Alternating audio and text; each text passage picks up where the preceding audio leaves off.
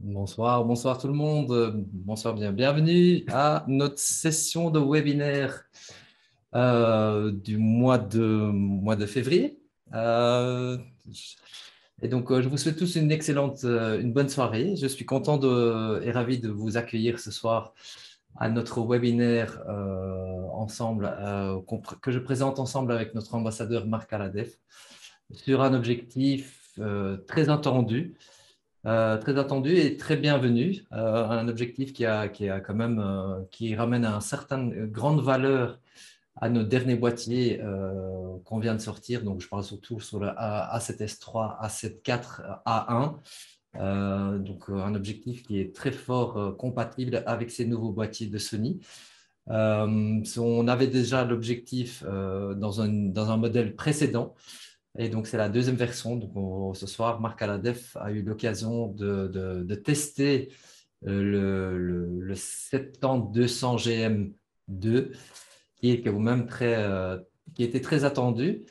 Et donc, nous a fait une belle présentation pour cet objectif et qui va nous en parler ce soir avec beaucoup de plaisir et avec beaucoup d'aspects techniques et aussi avec beaucoup d'exemples pourquoi cet nouvel objectif a quand même beaucoup de valeur pour les nouveaux boîtiers.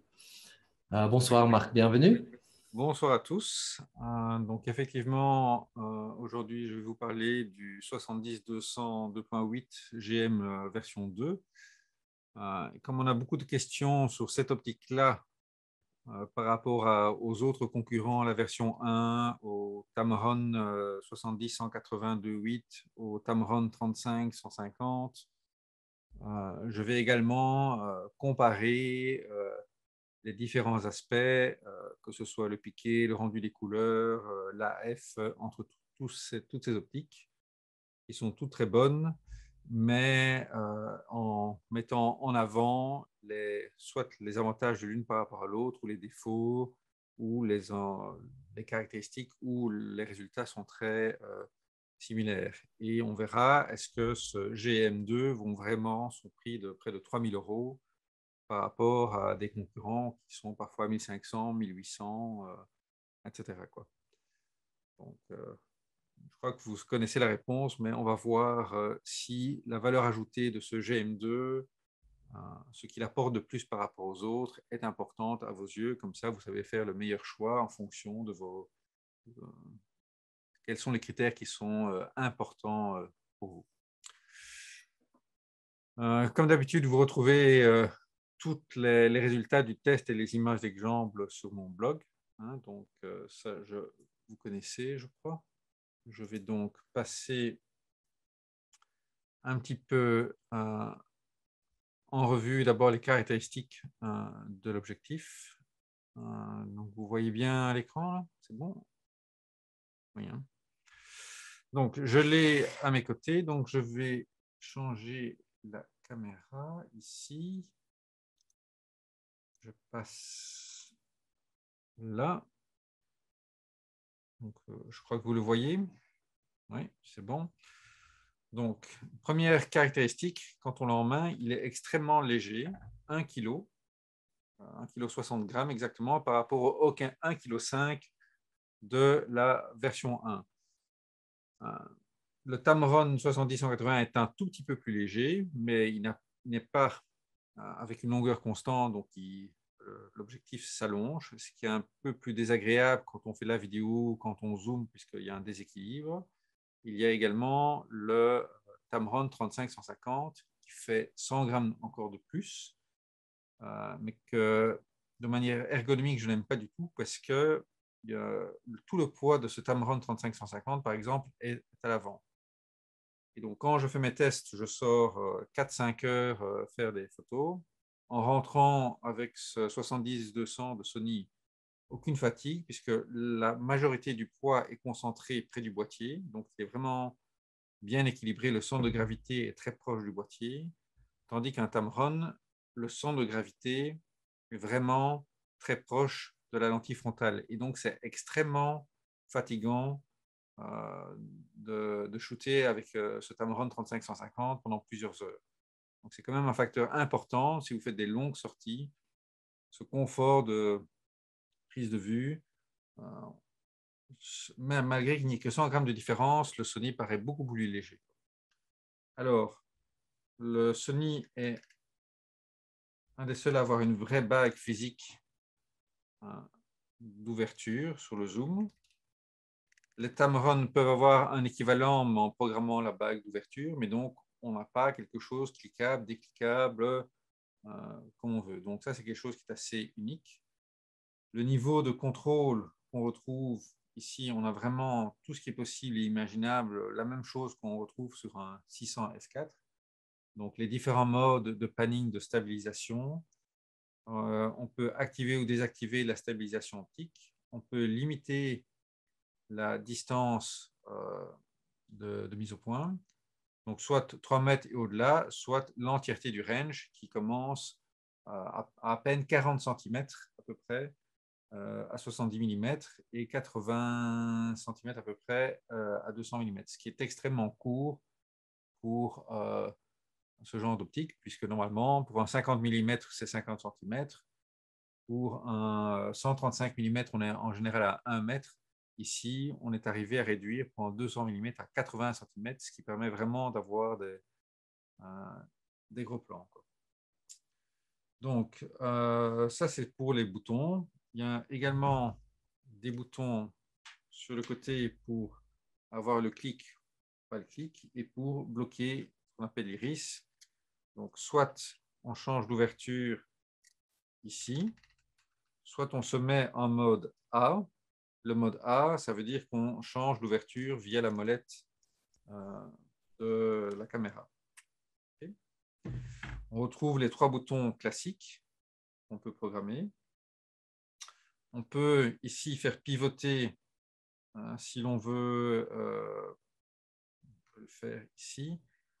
Si on est sur trépied, on peut basculer facilement, voilà, autour de ce point-là.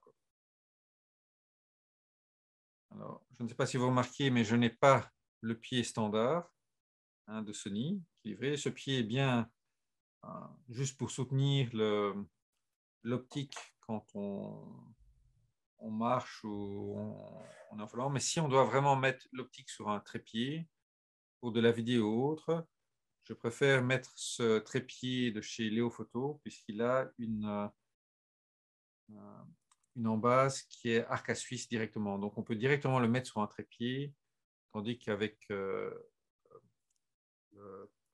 collier trépied de chez Sony, il faut mettre en plus une plaque qui se fixe, elle, sur le trépied. De plus, ça donne, si on veut juste le transporter, on l'a bien en main, tandis qu'avec le Sony, c'est un peu court pour le transport. Donc, voilà. Moi, pour ces grosses optiques, je préfère mettre ces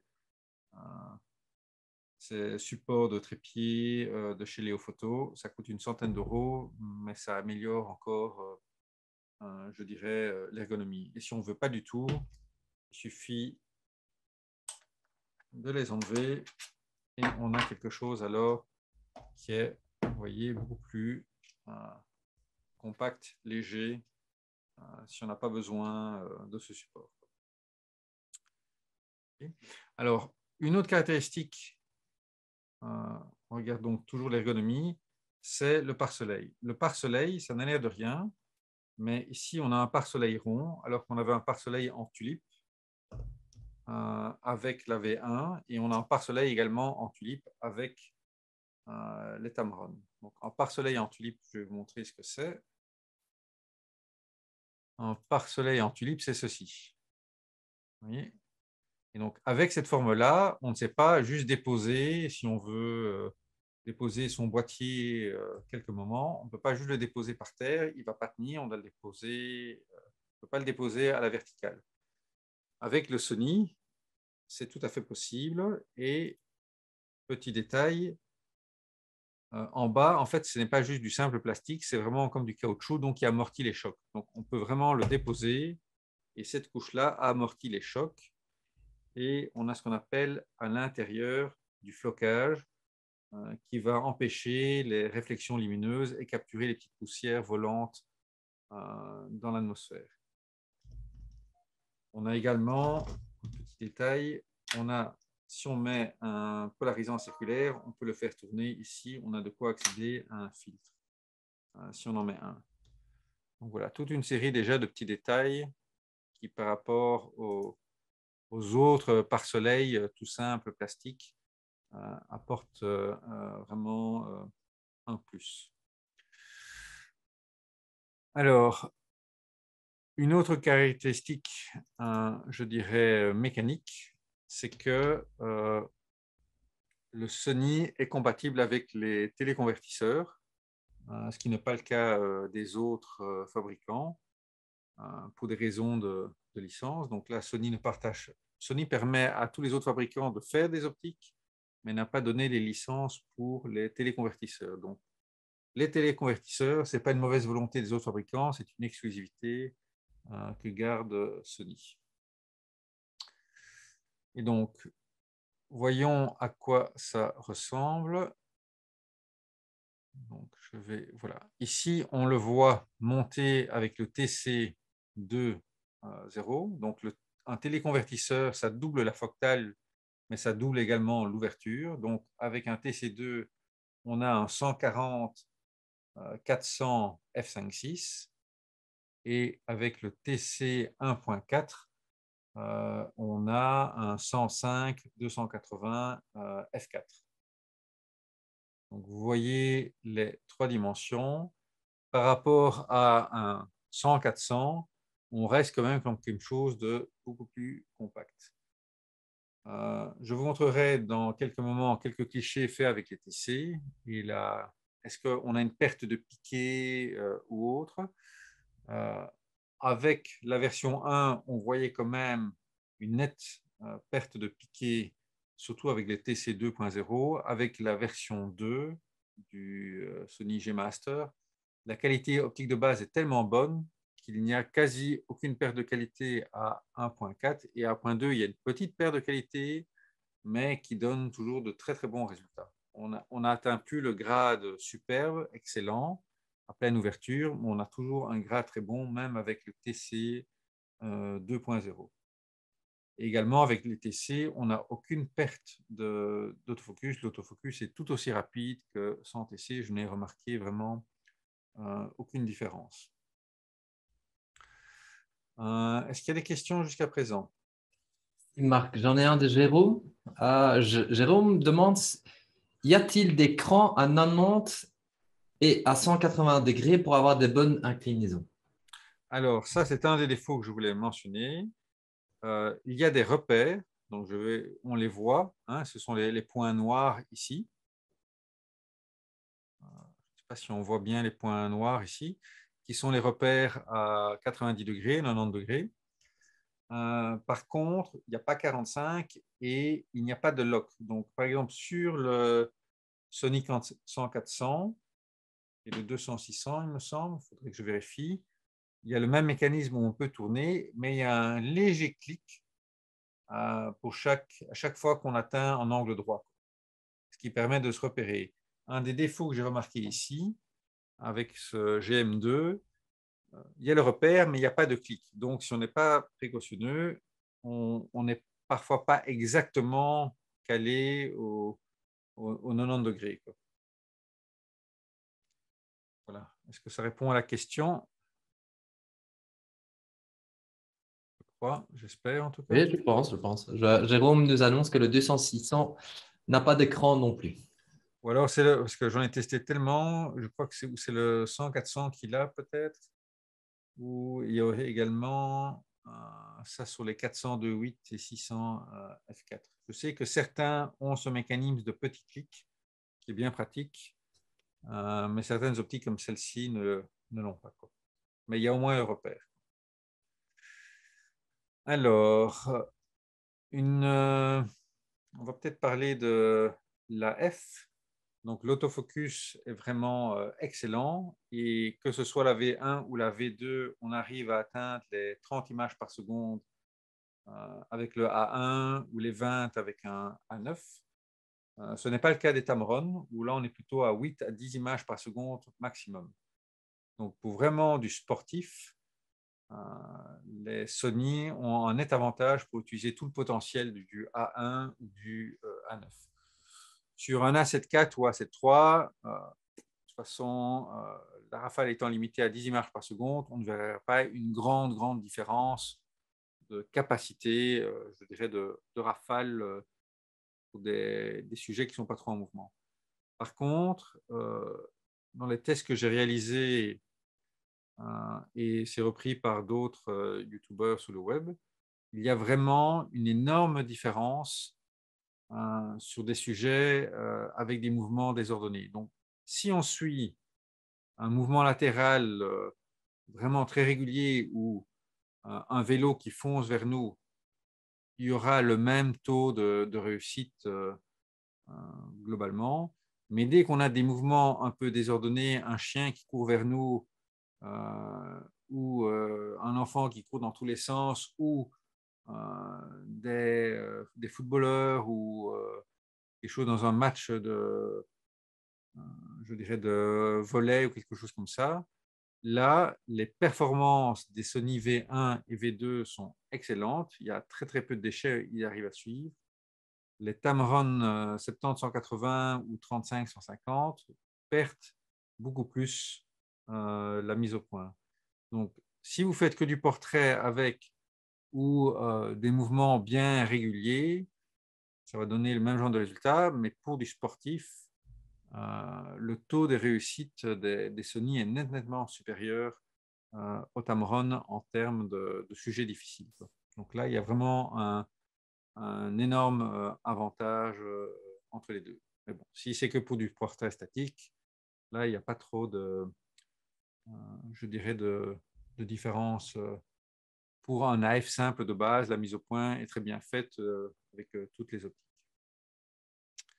Alors, passons aux résultats de Piquet. Alors, je vais vous montrer les tests que j'ai réalisés comparatifs. Donc, le Sony GM2, c'est celui qui est ici, donc le troisième. On voit que dès la pleine ouverture, on atteint le grade excellent. Et dès qu'on ferme d'un cran, on atteint le grade outstanding, donc superbe, qui est le maximum qu'on peut avoir, je dirais, sur un A7R4 avec ses 61 millions de pixels. On a vraiment une unité qui est digne des meilleures optiques fixes. Donc vraiment, ce Sony GM2 a les mêmes performances pour moi que des 85 ou des 135 en focale fixe, ce qui est assez exceptionnel pour un zoom. En général, à pleine ouverture, on n'est jamais au grade excellent. Ici, que ce soit à 70, 135 ou 200 mm, on est excellent à pleine ouverture directement. Si on reprend les Tamron, ils ne sont que very good. Et le Sony de première génération, qui quand même est une des plus vieilles optiques GM de chez Sony, on voit qu'elle est excellente à 70 mm, mais elle n'était que very good à 200 mm. Donc il y a un énorme bond en termes de qualité, de piqué sur ce GM2. Et vous voyez que je les ai également testés avec le TC 1.4 ici. On garde un grade excellent à pleine ouverture et puis outstanding quand on ferme. Donc à 1.4, il n'y a aucune perte, je dirais, de qualité visible. On a des résultats excellents dès la pleine ouverture et outstanding dès qu'on ferme. Par contre, à 400 mm, là, on commence à voir une différence. On a du very good uniquement, donc du très bon à pleine ouverture à 5,6 et excellent en fermant d'un cran. Donc là, on se rapproche des performances d'un Tamron à pleine ouverture, mais à 70 mm, alors que là, on est à 400. Donc vraiment, les TC avec ce Sony GM2 sont parfaitement utilisables. Et le TC 1.4 sans aucune hésitation pour avoir la meilleure qualité possible. Le TC2, on ne atteindra pas la même qualité qu'un 400 fixe ou que sans doute le 100-400 en tant que tel. Le 100-400 restera un peu meilleur, mais pour de la vidéo, si on est sur maximum 42 millions de pixels, il donnera d'excellents résultats, même avec le TC 2.0. Donc ça, c'est vraiment pour la carte des piquets et le comparatif. Je dirais, si on doit faire un classement, le GM2 est numéro 1, le Tamron 70-180 est numéro 2, le Tamron 35-150 qui suit de près numéro 3, et l'ancien Sony, le plus vieux, même s'il est très bon, est sans doute le moins excellent du lot vu son âge. Mais ces différences-là ne se verront qu'à partir de 42 millions de pixels minimum. Donc sur un 24 millions, un 33 millions de pixels, etc., il n'y aura aucune différence entre aucune de ces optiques puisqu'elles ne sont pas assez pixelisées que pour voir une différence. Vraiment, on voit ces différences surtout sur 50 et 61 millions de pixels. Voilà, donc si vous avez un A7 III ou un A9, toutes donneront d'excellents résultats parce que le capteur n'est pas très exigeant de toute façon. Donc ça, c'est pour la carte des piquets. Maintenant, je voulais vous faire un petit test à l'aveugle. Donc, je ne sais pas si ça va se voir. On va faire ça comme ceci.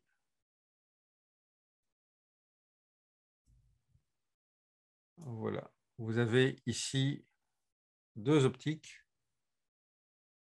Une, c'est le GM2, une, c'est le GM1. Je ne sais pas si vous pouvez le voir, mais moi, à l'écran, sur mon écran 5K, je vois très, très nettement une énorme différence entre les deux. Je ne sais pas si ça se voit de ton côté, Simon. Oui, Marc, ça se voit très bien. Okay. Donc, dis-moi où est le GM2 avec le billet de 20 € ou l'autre? Moi, je dirais plutôt le gauche. Celui-là, c'est le GM1 en fait. Il est moins piqué, ça se voit vraiment très fort sur mon écran. Il y a une petite différence de focale, etc. Mais ici, on voit toute la texture et l'autre, on ne le voit pas, quoi. Donc, si je passe maintenant sur un autre, ici également, voilà. De nouveau, ici, celle de gauche est nettement plus piquée que celle de droite. À droite, c'est le Tamron 70-180. On ne sait pas lire. Alors, ici, on sait bien lire les lettres maxi en tout petit. Ici, c'est un peu blurry, quoi. Donc, à gauche, on voit la texture vraiment du livre ici. À droite, on n'a pas cette impression de texture. Donc, il y a vraiment une différence de contraste et de piqué très nette. Pour terminer avec celle-ci.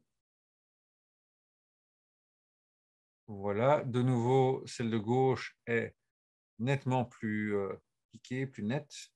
À gauche, on a le GM2. À droite, on a le Tamron 35-150. Donc voilà, quand on fait vraiment des tests comparatifs dans les mêmes conditions, on voit vraiment une différence très nette, je dirais, entre les deux. Que ce soit, là c'était à 70 mm, 70 mm, ou à 200 mm ou 150, ou 35-150, c'est vraiment frappant quand on fait des zooms à 100%. Alors, un autre critère, c'est tout ce qui est, par exemple, bon, pour les distorsions, le Sony est meilleur que les autres, mais avec les profils d'optique, ce n'est vraiment pas un critère qui est très important, puisque avec Lightroom, ça corrige automatiquement. Par contre, d'un point de vue aberration chromatique, il y a peu de différences, mais quand même, le Sony est meilleur. Donc, juste pour comparer,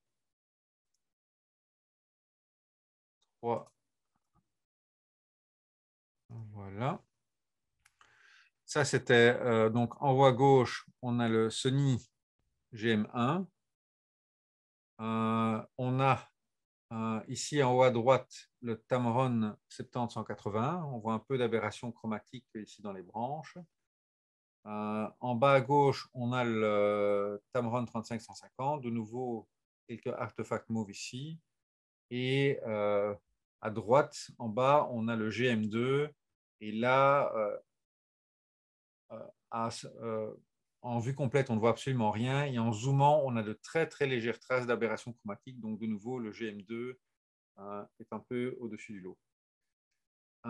Si on regarde la résistance au flair, voilà ce que donne par exemple en Tamron. On a de beaux effets des étoiles, mais on a également pas mal de flair. Donc, on voit ici ces effets arc-en-ciel, c'est halo, qu'on peut remarquer quand on est face au soleil avec les Tamron. Si je reprends quelque chose de similaire fait avec le Sony, pas d'effet de halo, on a les effets d'étoiles et puis c'est tout, quoi.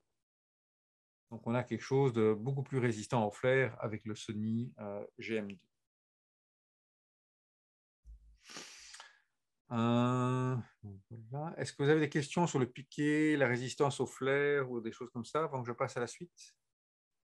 Je ne pense pas sur le piqué ou le flair, mais j'avais encore une question de Jérôme. Oui. Donc, le mode 3 en AF est alors exploité au maximum de ses capacités pour le A1 et le A7S3. Le mode 3, c'est une stabilisation quand les sujets sont en mouvement. C'est exploité aussi bien quel que soit le boîtier. C'est plutôt la rafale monte à 20 ou 30 images par seconde avec les Sony contre 8-10 maximum avec les autres optiques tierces comme Sigma, Tamron, etc. Mais le mode stabilisation 3 est valable quel que soit le boîtier, que ce soit l'A7IV, A7R4, A1, A9, etc. Et donc, si je comprends bien, donc, les marques concurrentes ne peuvent pas toujours fournir la totalité du Rafale Elles prévu ne par peuvent pas l'appareil. parce que pour atteindre cette vitesse de rafale et une mise au point correcte, Sony a des moteurs AF vraiment conçus pour travailler de pair avec le boîtier, les moteurs XD linéaires, qui est une technologie propriétaire qui fait que tout fonctionne en symbiose parfaitement, ce que les autres n'ont pas, quoi. Donc les autres sont, même si parfois il y a des optiques tierces que j'adore, par exemple le Sigma 85 f1.4 DGDN que je préfère au GM actuel, mais il est limité à 8-10 images par seconde, quoi. Donc si on veut faire du sportif, là, c'est vraiment, les Sony sont quasi obligatoires si on veut vraiment atteindre ces 20 ou 30 images par seconde, quoi. Donc, le taux de suivi, de réussite, de rafale est nettement supérieur. Là, il n'y a rien à faire. Les Sony sont nettement au-dessus pour travailler au maximum des possibilités des boîtiers sportifs, quoi. Ok, voyons maintenant un peu tout ce qui est bokeh rendu des couleurs. Donc, on a, je vais, donc ici, c'est le bokeh avec le TC2. Donc, ça reste parfaitement rond. Voilà le rendu à 200 mm à 2,8. Donc, vous voyez qu'on a des ronds de bokeh qui, comme toutes ces optiques, sont légèrement ovales sur les bords et bien ronds au centre. Et dès qu'on ferme, ça devient rond partout. Bon, c'est peut-être le seul problème qu'on peut voir sur le 70-200. Donc, c'est très, très léger. Je vais zoomer à 100%, mais dans des conditions lumineuses très difficiles, comme dans ce test, on voit de très légères traces de ce qu'on appelle de tranches d'oignon, d'onion rings, euh, qui sont vraiment faibles. Mais, enfin, c'est vraiment pour chercher la petite bête. Donc, ce n'est pas aussi parfait que sur une focale fixe pure de chez Sony ou d'autres concurrents, d'un point de vue la texture de l'intérieur des ronds de bokeh. C'est meilleur que les autres zooms des concurrents, mais si je dois comparer à une pure focale fixe, dans des conditions vraiment difficiles, il y a une petite légère différence en défaveur du zoom. C'est vraiment pour chercher un défaut. Voilà. Il est presque parfait partout, mais sur ce point-là, il n'est pas parfait, je dirais, à 100%. Voilà. On a ici les rendus d'autres optiques comme le Tamron 70-180 Et lui, il a également des tranches d'oignons qui sont un peu plus visibles. Si je prends le 35-150, là, c'est nettement plus marqué. On voit ces tranches d'oignons qui sont visibles. En tout cas, sous mon écran, on voit la différence. Autre chose que je vais vous montrer, c'est le rendu. Nous prenons deux optiques un peu similaires. Voilà, donc à gauche, on a le Sony et à droite, on a le Tamron. Donc, comme toutes ces optiques, sur les bords, on a un petit effet cat size, donc c'est légèrement tronqué, mais vous voyez que le Tamron tronque de manière beaucoup plus abrupte par rapport au Sony. Donc le Sony, c'est presque rond, mais ça reste assez esthétique. Sur le Tamron, on a bien plutôt une coupure du rond et qui est beaucoup plus brutale et moins douce. Et dès qu'on passe, on va prendre ici, à F4, on voit encore l'effet, c'est vraiment très coupé, alors que sur le Sony, à F4, ça reste complètement rond. Et donc, ce genre de différence, voilà, c'est une différence quand même notable. Si on veut vraiment la perfection et la meilleure qualité possible pour le rendu des ronds de bokeh, là, il y a quand même une différence notable, je trouve. Alors, regardons aussi le rendu, ce que j'appelle la douceur du flou d'arrière-plan. Je vais prendre quelques images. Voilà, deux images prises, je dirais, dans la rue. À gauche, on a le Sony. Vous voyez que le rendu du flou d'arrière-plan est assez doux. Par contre, sur le Tamron 35-150, l'arrière-plan est quand même plus dur, ce qu'on appelle plus nerveux. Si je prends, ça c'est le 35-150, si je prends le Tamron 70-180, là c'est frappant. Donc le 35-150 est meilleur que le 70-180. Vous voyez quand même que l'arrière-plan est assez nerveux. Hein. C'est pas très, très doux quoi, par rapport au Sony. Alors si je reprends, prenons par exemple ceci, et on va prendre ça. Voilà, à gauche, on a le Sony, à droite, on a de nouveau le Tamron. Le rendu, je trouve, du Sony est beaucoup plus doux, poétique, dans le sens où le flou d'arrière-plan se détache bien doucement et est très doux. Donc, on voit ici les jambes d'un passant qui sont baignées dans ce flou d'arrière-plan. Par contre, sur le Tamron, l'arrière-plan est plus contrasté, plus dur, quoi. Donc, il attire plus l'œil. Donc, c'est moins doux. Le sujet se ressort aussi très bien, mais un peu moins bien, et l'arrière-plan est plus présent à droite qu'à gauche. À gauche, est beaucoup plus, ça donne un rendu beaucoup plus doux, plus poétique, avec plus d'atmosphère, et je trouve que ça rend nettement mieux. Qu'est-ce que je peux montrer d'autre? Alors, si on regarde, oui, voilà encore deux photos.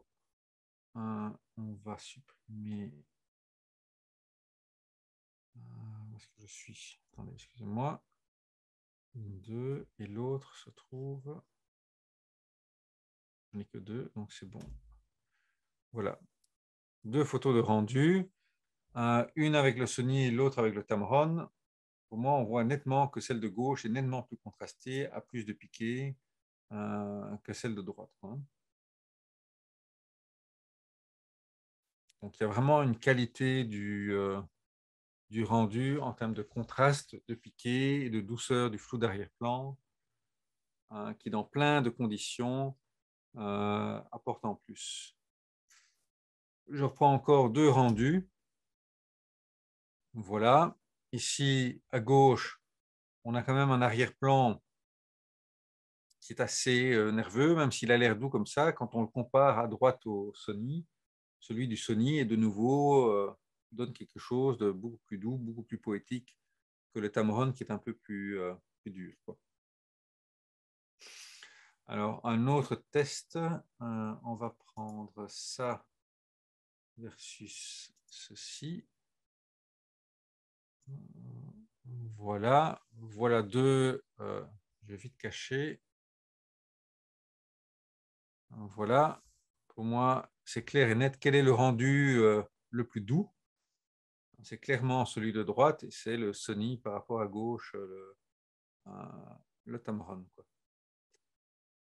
D'un point de vue piqué, sur quelque chose comme ça, les deux donnent d'excellents résultats, mais de nouveau, il y a une image légèrement qui croustille de partout, je dirais. Sur le Sony, on voit vraiment toute la texture du métal ici. Ici, on la devine, mais elle n'est pas aussi apparente que sur le Sony, quoi. Donc vraiment, le Sony permet d'exploiter l'entièreté des capacités du capteur et du boîtier. Les autres donnent très bons à excellents résultats, mais si on fait vraiment des comparaisons, on a quand même une différence très nette. Point de vue rapport qualité-prix, ils sont excellents, mais si on veut le meilleur du meilleur, vraiment, le Sony en termes de piqué, de rendu, d'AF est meilleur, ou résistance au flair, tout ça, il est vraiment meilleur partout par rapport à ces autres optiques. Je vais vous montrer encore quelques autres photos prises avec le 70-200. Vous voyez, c'est vraiment un arrière-plan très doux, très agréable. On a vraiment de très belles choses. Et alors, en zoomant à 100%, on a un détail monstrueux pour les yeux, sans être non plus trop dur, hein. Il y a des optiques qui sont très piquées, mais qui sont trop dures pour le rendu des peaux. Par exemple, le 85 mm 1.8 de Sony est très piqué, très bon, mais il est très contrasté. Et il n'est pas très agréable nécessairement pour les peaux. Le 85G a un nettement meilleur rendu des peaux. Ici, le 70-200, il a vraiment un excellent rendu. Ici, on voit vraiment les détails de tous les cils. On voit la texture de la peau, mais sans être trop dur pour les peaux. Donc, on a vraiment quelque chose de très agréable. Hein, si on prend, par exemple, ici, ça c'est le rendu du Tamron 70-180, c'est un peu moins piqué et c'est un peu plus dur pour les peaux. C'est un peu plus contrasté et il n'y a pas ce velouté qu'on peut avoir avec un Sony, hein. Regardez ici vraiment la carnation de la peau ou le rendu des textures sous la paupière. C'est super précis sans être dur non plus, quoi. Donc vraiment, comme optique à portrait, pour du mariage, de la mode, c'est vraiment un excellent rendu proche des focales fixes. Est-ce que vous avez des questions encore sur cette comparaison avant qu'on passe peut-être à la partie vidéo du Sony 3200? Non, en ce moment, il n'y a pas, il y a pas de questions qui se sont rajoutées. Ok, alors je vais faire un petit switch. Alors, juste pour vous montrer le suivi en rafale fait avec le A1.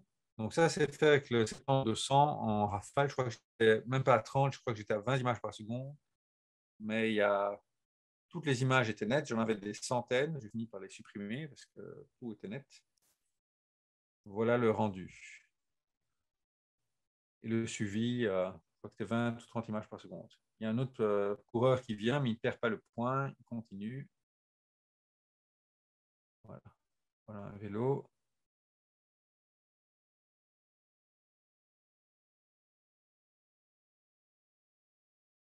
Le seul moment où il décroche, c'est quand le vélo est à moins d'un mètre à pleine vitesse.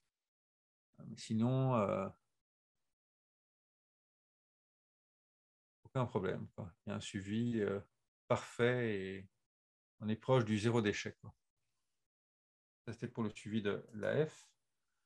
Maintenant, je vais vous montrer un peu le rendu en vidéo. Ça, on va couper le son. Ça, c'est la variation des ronds de bokeh. Et donc, comme on a cette bague d'ouverture sans clic, on peut vraiment avoir une variation continue très agréable. Donc, voilà les différents rendus à 70, 135 et puis 200 mm. Et puis avec les TC. Vous voyez que on commence à avoir les lames de diaph à ne plus être tout à fait ronds vers F11, mais sinon, au-delà, on garde quelque chose qui est quasi parfait. Ça, c'est avec le TC 1.4 et avec le TC2 entre F5.6 et F22. Voilà. Et ça, c'est quelques variations, je dirais, en live dans la rue. Je vais passer un petit peu. Vous voyez que c'est vraiment très bon. Voilà, regardez la qualité du flou d'arrière-plan, très très doux. Les transitions AF, parfaites.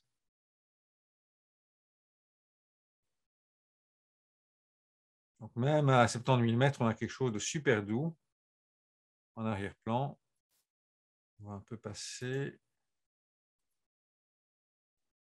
Voilà, avec des arrière-plans très touffus, on a également un excellent rendu.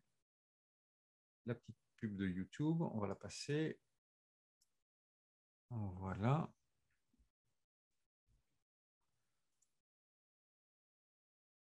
Là également le rendu.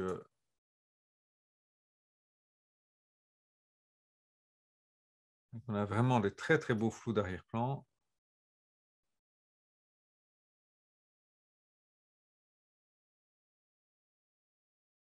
Malgré un oiseau qui est venu s'intercaler, il n'a pas perdu le point, puis j'ai changé. Voilà, le rendu pour les chaises, vous voyez que c'est super doux. Donc même en vidéo, on a ce superbe rendu.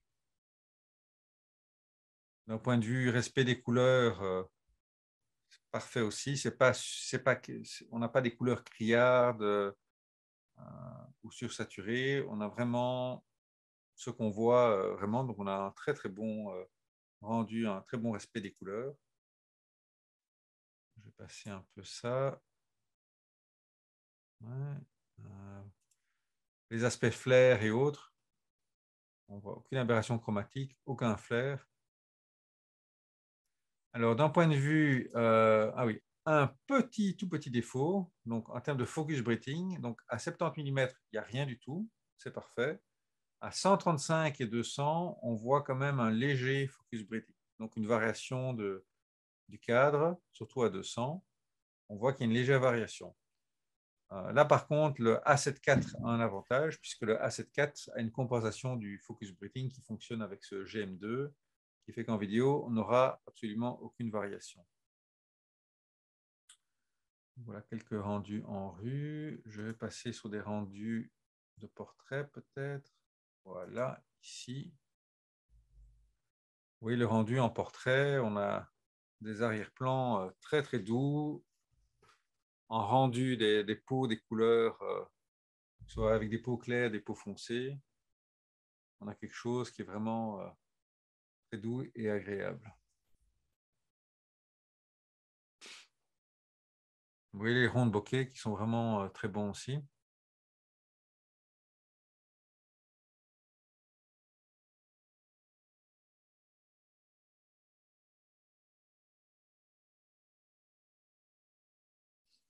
Marc, Aussi, juste pour info, où est-ce que les gens peuvent regarder tous ces vidéos? Parce que je pense que tu as aussi une page YouTube.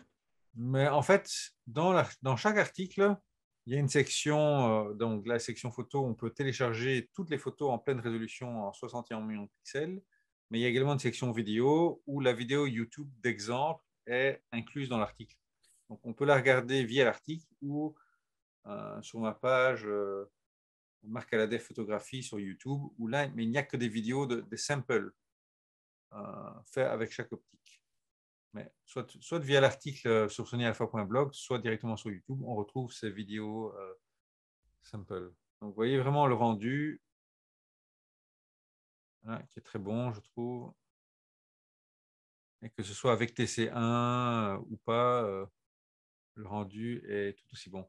Alors là, par exemple, il y a une différence avec une optique comme les Tamron 70-180, vu qu'ici, le zoom est interne, en tournant la bague de 90 degrés, on zoome de 70 à 200 mm, avec une optique qui sort, donc qui coulisse. En faisant ça, inévitablement, on perd en équilibre et il y a un léger mouvement qu'on voit en vidéo. Donc, en vidéo, avoir une optique à longueur constante est un énorme avantage aussi pour la stabilité, parce que en allongeant l'objectif, par exemple avec un 70-180, il n'y a rien à faire, le centre de gravité bouge et on ne sait pas avoir le même niveau de stabilité qu'une optique à longueur fixe.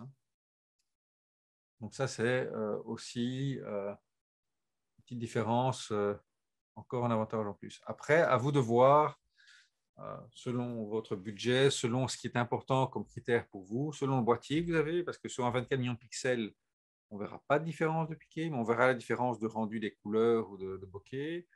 On verra les différences d'AF pour des sujets erratiques. On ne verra pas de différence en rafale.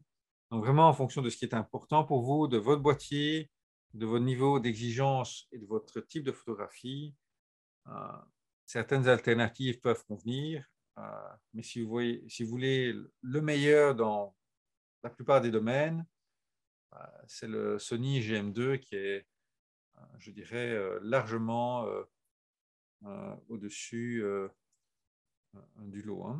Donc, J'ai encore une belle question de Jérôme sur le oui. sujet.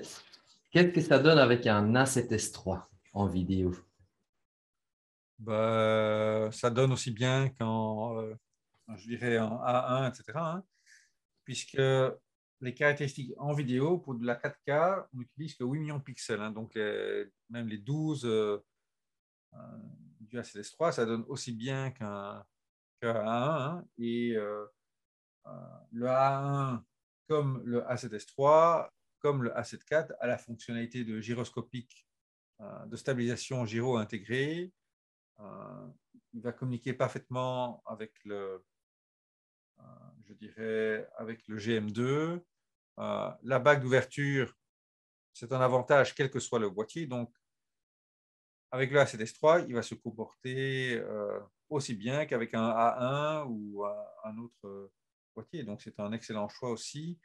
Et pour de la vidéo, on peut utiliser sans aucun problème les téléconvertisseurs sans aucune perte de qualité du tout, même avec le TC2, qui permet, si on est un peu loin, de mettre rapidement le TC2 et on peut filmer en 4K sans aucun souci avec le A7S3 en gardant le même niveau de qualité, le même niveau d'AF, il n'y a aucun problème, quoi. Et avec une stabilité due au fait que l'objectif ne s'allonge pas et donc on a quelque chose de très stable, même à main levée, mieux que par exemple le Tamron 70-180 qui lui s'allonge et quand ça s'allonge comme ici, le centre de gravité bouge et c'est pas aussi stable, quoi. Donc il n'y a rien à faire, c'est de la physique, de la gravité. Quand ça s'allonge, c'est moins stable que quand ça reste avec une longueur fixe, quoi. Et quand on a le 35-150, moi je vous dis, à la fin de la journée, j'avais les mains qui tremblaient parce que c'est 1 kg 160 versus 1 kg, mais le centre de gravité est vraiment vers l'avant, quoi. Donc, le stabiliser, c'est beaucoup plus difficile qu'avec le Sony GM2, quoi. Donc, voilà, c'est toute une série de petits détails qui, en les cumulant, si certains sont importants pour vous, font quand même une différence qui, pour moi, justifie notamment le prix, quoi. Donc, dans l'article, vous allez retrouver toutes ces photos, en français et en anglais, les détails, des photos d'exemple, des comparaisons à rafale. Tout est réexpliqué ici dans les moindres détails. Et vous trouvez en début d'article ici le lien vers mon site Flickr où vous avez, on va accepter tout. Vous avez 378 photos en 50 à 61 millions de pixels que vous téléchargez pour voir la qualité sous votre écran. Parce que ici, via le webinaire, vous ne voyez pas l'entièreté de la qualité de la photo d'origine. Là, vous allez le voir. Et on a ici toutes les... Voilà, on a la section vidéo. En cliquant dessus, on est ramené la petite vidéo YouTube d'exemple que je vous ai montré, qu'on peut revoir en plein écran si vous voulez. Et les comparaisons avec tous les autres alternatives. Donc, on voit 30 images par seconde pour les Sony, 8 pour les Tamron. Le nombre de boutons de personnalisation. La qualité de construction n'est pas du tout la même non plus. C'est vraiment la qualité de construction des Sony est quand même un cran nettement au-dessus des Tamron. Ouais. Mais Marc, je pense qu'on va tout doucement arrondir ce webinaire. Juste pour être sûr, quand tu as reçu pour la première fois l'objectif en main, c'était comment ta sensation? Comme je vous dis, on a l'impression, en fait, il ressemble presque en poids au 70-200 f4, quoi. Donc, la légèreté et l'équilibre qu'on avait, parce que la version 1 était quand même 1,5 kg, beaucoup plus lourde, et était aussi très fatigante à transporter toute la journée. Celle-là,